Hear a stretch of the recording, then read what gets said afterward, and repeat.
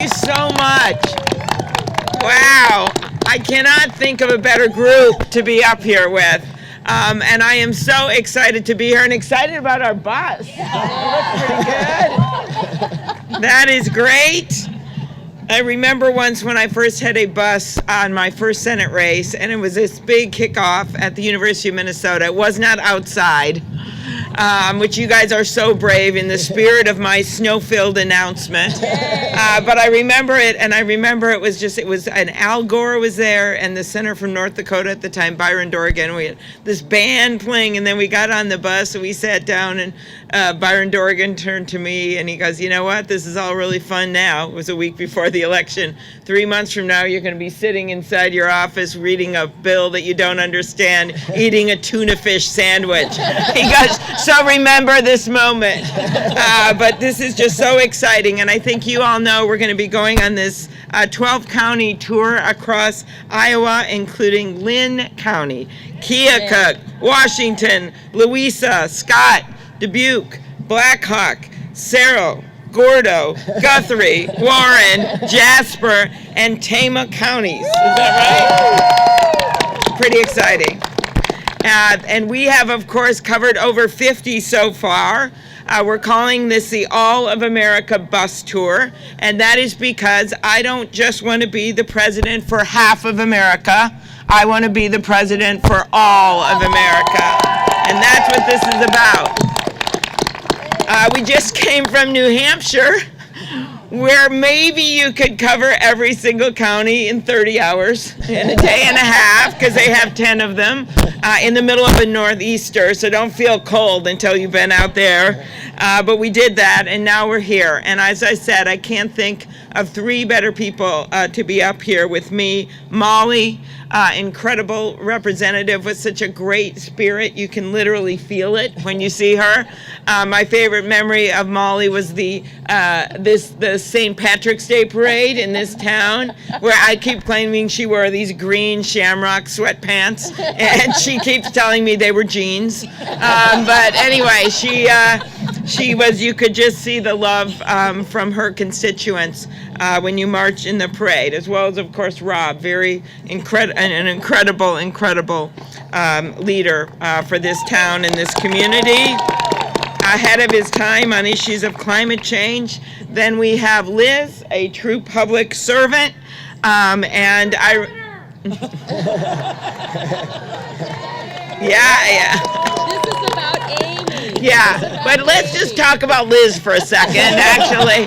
So, no, this is a true story, because I know what you mean. So I was at her event in Robbins, right, a few months ago, and it had been this really, really long day, as many are, and I had to somehow do hardball upstairs in this little room, and I had like a minute, and I sat down there, and I could hardly give my speech, but I listened to Liz's speech, and it literally just cheered me up, because as I listened to her, I thought that this was the ultimate in goodness in a public servant. She went through all the challenges, she went through everything, and then she went through every single thing she'd gotten done in such a caring way for the community. I'm not kidding. I thought, well, if Liz can do that, I could do anything.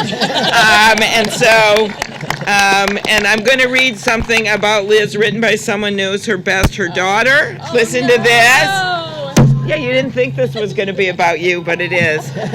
Because, actually, this is important what I'm talking about here, because I think so much of what Donald Trump has done has broken down our trust in our elected officials. And that's what he wants to do every day. And so for me, one, I want to win for a whole ticket, right? Yes. And flip the legislature in the state of Iowa. Because that is what I have done every single time when I lead the ticket in Minnesota. But also because I think we have to remember what true public servants are about. They're not putting their business interests in front of our country. They're not putting partisan or political interests in front of our country. Great example right next to me over here. So this is what she said about Liz. "I've seen her skin grow thick through the years." Yep. "And I have no clue how she pushes herself to keep going. She handles every punch thrown at her with grace and dignity. She gives everything she has to this state. I am so utterly proud of my mom and her choices because she's made them on her own terms." That renews your faith in politics.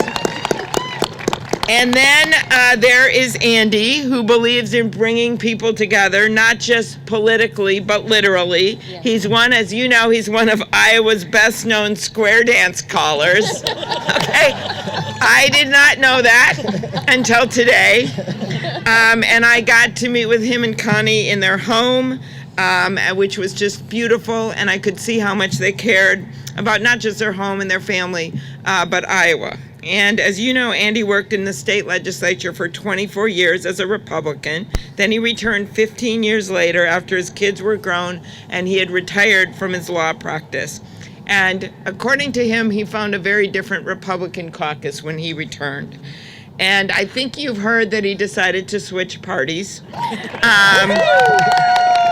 And what you may not know is that it runs in his family. His great-grandfather was a Democrat who became a Republican. In the Civil War, yeah. Okay, as he pointed out, it was during the Civil War.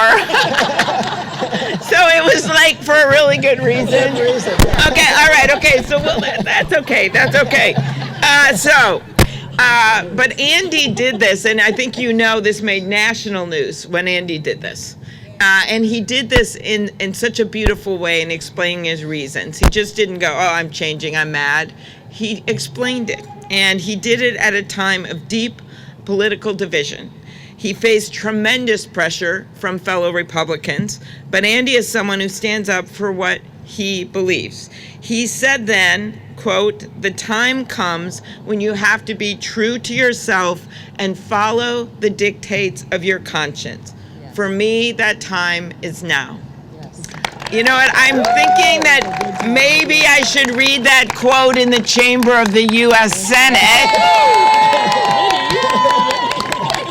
as we head into certain proceedings and certain decisions that are going to have to be made. The time comes when you have to be true to yourself and follow the dictates of your conscience. For me, that time is now. Andy refused to stand by as Donald Trump took his country and really his party in the wrong direction. And he said Americans of all parties should insist on something far better from the man holding the highest office in the land. So that's what this is about today. This is about people deciding that they want something better, that they deserve something better in our country, that we can do so much better than this. And that's why for this All of America tour, we are going to cities, yes. We are starting the tour and making you guys sit outside at 9 in the morning on a cold day because we have so much work to do. We are going to go to rural areas and small towns, and we are reaching out to our fired Democratic base, and you know they are fired up. Yeah. But we are also reaching out to independents and to moderate Republicans. And we kind of have a secret sauce here to do that. First of all, our fired up Democrats. I think you know we have been on a march together since day one, since Donald Trump was inaugurated. We've marched for the right things. We've marched for women's rights. We've marched for immigrants' rights. We have marched. Thank you, Renee. Yes, that was a good point, for very good reason. We have stood up when this president has said things like after Charlottesville, when he said there are two sides. Remember that? We said no.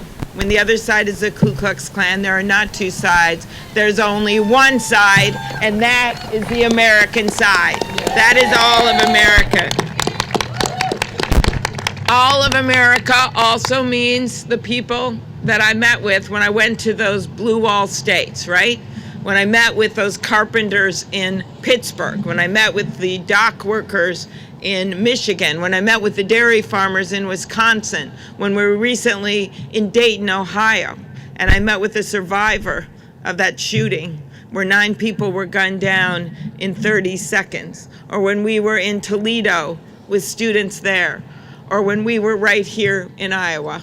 And as I told all of them what happened in 2016, and those were states, Pennsylvania, Michigan, Wisconsin, Iowa, and Ohio, those were states that Donald Trump won. Some of them he won big, right? And then what happened, if you look at facts, by the way, I believe in the truth and facts. Yes. part about me that you need to know that maybe you saw on that debate stage. So when you look at the facts, what happened in 2018? We came roaring back. Sherrod Brown won that Senate seat in Ohio with really no problem. We won in Pennsylvania, the governor, the senator. We won in Michigan with a new woman governor, by the way, whose slogan was "Fix the damn roads." Very direct, okay? We won in Wisconsin, and if you don't think we can win in the Midwest, I have 4 words for you. Former Governor Scott Walker. And we didn't win everything in Iowa, but we flipped 2 House seats and brought Cindy and Abby to the House of Representatives. That happened. And we're excited about Rita, and we are really excited about JD winning in the state of Iowa. So that's what happened. We flipped those. So when you look back at 2016, you realize we need to bring those people with us. Nearly 10% of Donald Trump's voters voted for Barack Obama. That's a true fact. So when I was out in those states, I told them this: we're going to build a blue wall around those states, and we're going to make Donald Trump pay for it. That is our plan. Because I have talked to these voters. The rancher in Minnesota who told me last summer that he had voted for Donald Trump because he was mad about a few things, and he was in his house, and he didn't look like someone was going to start to cry. A lot of these people, when they tell me these stories, they cry. So it's just how when there's no cameras there, by the way. And he started to cry, and he talked about, for him, it was the Boy Scout rally. When he heard Donald Trump politicize the Boy Scouts. Probably not a lot of people in the country remember that, but he did, because he was a Boy Scout. And so as he's crying in his living room, he says to me, I still remember that moment. And I went and I voted for him in the ballot box. And he said, that wasn't patriotic. That was wrong. And I'm not doing it again. That was him. Then we had the union worker in Pittsburgh who told me he voted for him because he thought Donald Trump was going to build things. That he was going to build things. His name was on the tower. He knew he'd done things. And then every time when they see, where is this new infrastructure investment, right? Have we seen it in Iowa? Have we seen new levies and the big federal investment that we want to come in? No, that has not happened. He said he realized he wasn't keeping his promise, that it was a fake promise, just like those gold letters on those towers. The soybean farmers right here, who tell me, we thought he was going to have our backs. Look what happened. Soybeans piling up in bins all over Iowa, all over Minnesota, all over states like Ohio, because of his trade war that he won't get done. And even though he says, I've negotiated this and this and this, what do we find out when he calls the president of China? The reports are one of the things he does, instead of talking only about the trade war and he tries once again to find dirt on a political opponent.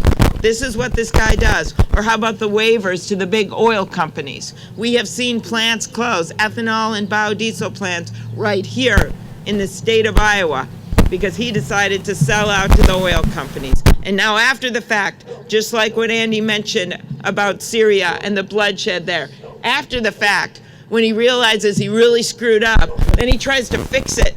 He tries to fix it with sanctions after the fact. He tries to fix it with throwing a bunch of money at our farmers, when what they would really like to do is just farm. That's what he's done. Or the guy that came up to me in line in Conway, New Hampshire yesterday. So I want you to picture this. You've got a bunch of people, the storm is raging outside, and we've got our fired up base, and they have stickers on that say, I'm a Supreme Court voter, right? I'm a Planned Parenthood voter, and they're all in line, and we're doing selfies, and then this one guy comes up, he has no sticker on, and he whispers so that no one else could hear him, I voted for Donald Trump. And he goes, but I've had it. And then he goes, don't tell anyone. It's here. Anyway, that is what's happening across America. So I just want us to remember that. I know that's not what this primary discussions are about. But But when we stand up there on that debate stage, the candidates, we've got an obligation to debate policies. That's what debates are about, right? Yeah. Yes. But we also have an obligation to make the case, yes, to our fired up base for change in policy, but also to independents and moderate Republicans that we want to bring with us. Because I don't just want to eke by a victory in this election. I want to win big. I want to win big. Because the way, if you win big, what does that mean? That means you can get all the things done that we want to get done, that we have to get done for our rural economy. That's what that means, to make sure that we have the hospitals and the education system, something that I've rolled out here, that we have mental health treatment for the people that need it, that we do so much better than 64 public mental health beds for the state of Iowa, which is where you are stuck right now. That's what this is about. This is about getting these things done. And that is the difference between a plan and a pipe dream, right? We want to bring down the cost of pharmaceutical. We have to.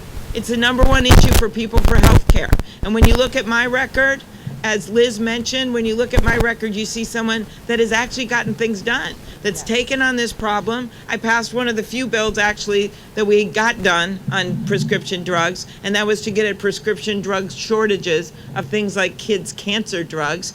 But I lead the bill on unleashing the power of 43 million seniors so we can finally bring down the cost of prescription drugs under Medicare. There is a ban on negotiating drug prices under Medicare or bringing in less expensive drugs from other countries like Canada, right? Right now, you can see it literally, as we can see Canada from our porch in Minnesota. Thank you. I'm glad you guys like my jokes. But that is what we're talking about here. We're talking about these clear solutions. And to do it, you have to have a plan, but you have to have deadlines, and you have to be able to bring people with you in a big way to get things done. So I think you know how high the stakes are. You know that this is about changing policies, yes, but it is also about changing the tone in our politics. And that means we have to look up from our phones. I'm so glad no one's on their phones right now. Oh, except you guys back there. It means we have to look up from our phones and change the tone in our politics. That is what this is about. We have to look at each other because we know what these stakes are. A president that doesn't see the difference between an America as good as its promise and an America he can sell for a promise. That's him.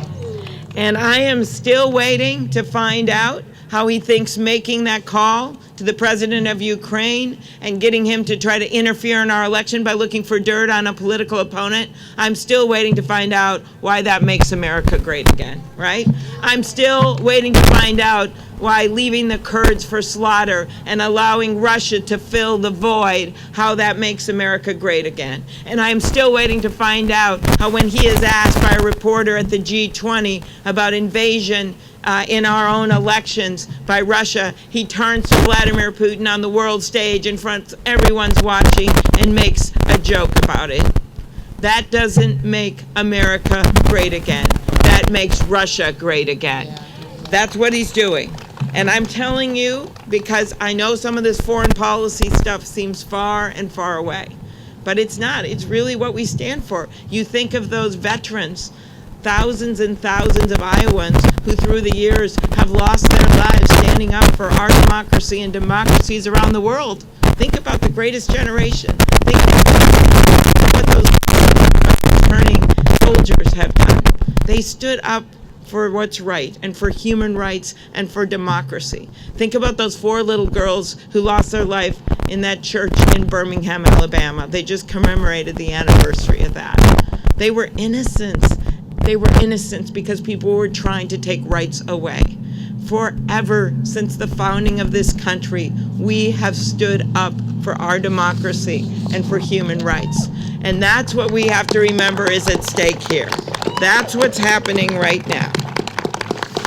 So Iowa, you have been always in the lead on this. You led with the Granger movement that took on monopoly power and consolidation. You did. You led with Norman Borlaug, who with his green revolution fed the world and saved people from starvation. You interviewed him. Okay, good. Okay, so Liz, this was like a dramatic end to my speech. But if you want to add in that moment, that would be great. But anyway, so that's cool. No, I actually met him. I also went. I'm kidding. I actually went to the unveiling of his statue in the statutory hall in Congress. And it was amazing because I had always thought he was from Minnesota. Because, I knew that he had gone to college there or taught there. I think it was taught at the University of Minnesota. And then when I got there, I realized I was the only one from Minnesota there. And it was like Tom Harkin and the whole Iowa delegation. They were all there. And I realized he had one little Minnesota thing, like a ring or something on the statue. That's when I realized the truth. Okay, let's start over with the dramatic moment. Okay. You led with the Granger movement. That took on monopoly power and consolidation. You led with Borlaug, with his green revolution, fed the world and saved people from starvation. You led with Edna Griffin, who took on Cat's Drugstore in Des Moines after they refused to serve her ice cream at the counter. You led with that. Right. That's what you're about. And that is what our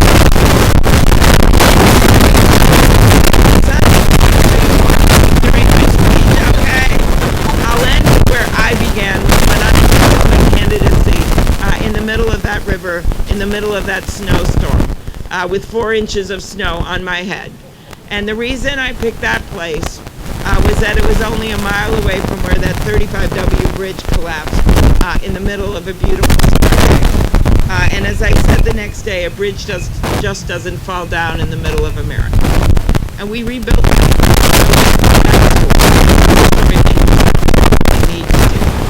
It is that story, but it's a much bigger story than that. It's also a story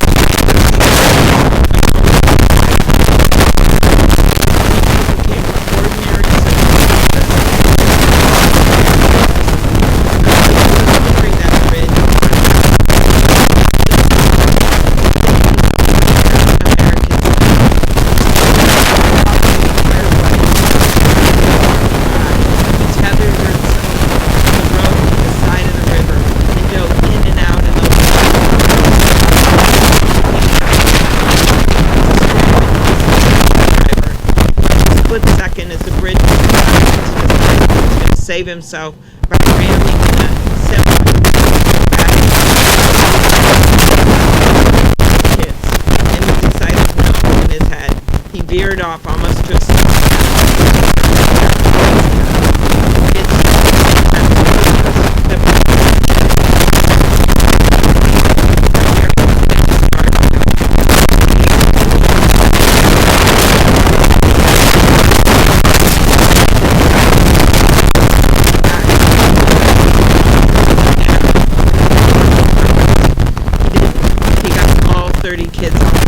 To safety. That is America.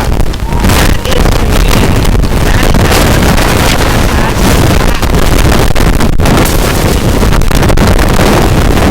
they are ordinary people.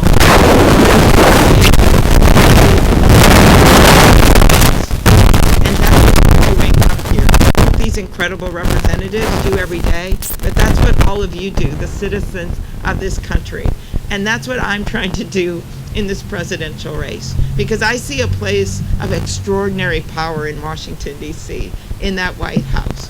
And I've seen through the years how great presidents, how people like Barack Obama can rise where no one thought he was going to be able to win that race with a name like Barack Obama, okay? But he did it because he brought people with us, and he did it for the right reason, and people trusted him. Right now, we have a deficit of trust in this country. We have a deficit fiscally that this president keeps making worse every day. We have a deficit when it comes to our world's respect, but we also have a deficit of trust from our citizens. So I can promise you this, Iowa, I'm going to restore that trust. And I'm going to be one of those ordinary people that does extraordinary things. But I'm not going to be able to do it without you. So let's get on this bus and let's go around Iowa and let's make this case to the people. And that is how we win. Thank you, everybody.